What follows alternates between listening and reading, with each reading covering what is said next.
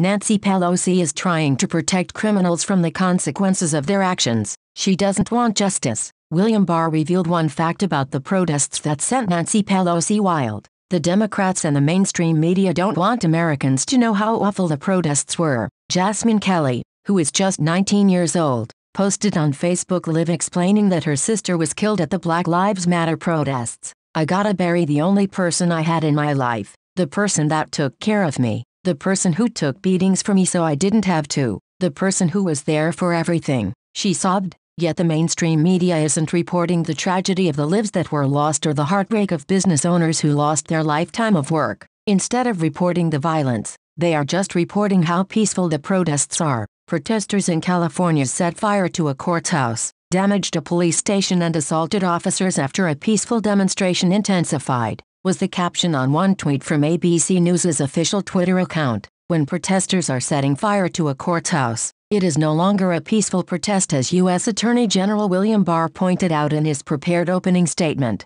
In the wake of George Floyd's death, violent rioters and anarchists have hijacked legitimate protests to wreak senseless havoc and destruction on innocent victims. "The current situation in Portland is a telling example," Barr said. "Every night for the past 2 months, a mob of hundreds of rioters has laid siege to the federal courthouse and other nearby federal property. The rioters arrive equipped for a fight, armed with powerful slingshots, tasers, sledgehammers, saws, knives, rifles, and explosive devices. Inside the courthouse are a relatively small number of federal law enforcement personnel charged with a defensive mission to protect the courthouse, home to Article 3 federal judges, from being overrun and destroyed. If the protesters were actually peaceful and not being destructive, there would be no problem with the protests, but they aren't protests, they are riots. What unfolds nightly around the courthouse cannot reasonably be called a protest. It is, by any objective measure, an assault on the government of the United States," Barr continued.